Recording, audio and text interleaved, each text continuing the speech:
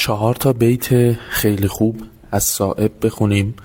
به نظر خودم بیت 4 از همه قشنگتره.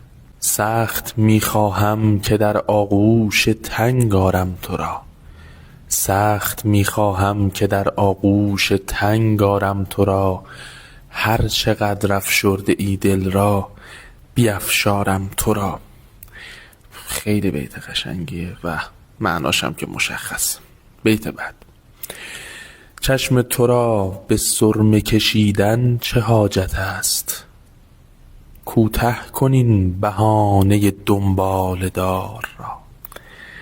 اینم خیلی زیباست و معنیش هم مشخصه. بهانه دنباله دار به ذهن آدم ستاره دنباله دارم متبادر میکنه.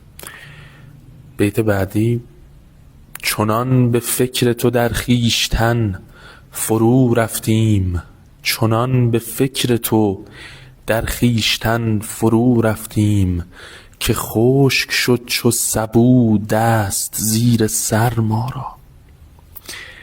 انقدر در فکر تو در خودمون فرو رفتیم که مثل سبو، که دسته سبو منظورشه، دست ما زیر سرمون خشک شد. فوق‌العاده است. و بیت آخر که گفتم از همه بیت‌ها قشنگ تره: اگر عاشق نمی بودیم صایب، چه می کردیم با این زندگانی؟ بله، شاد باشید.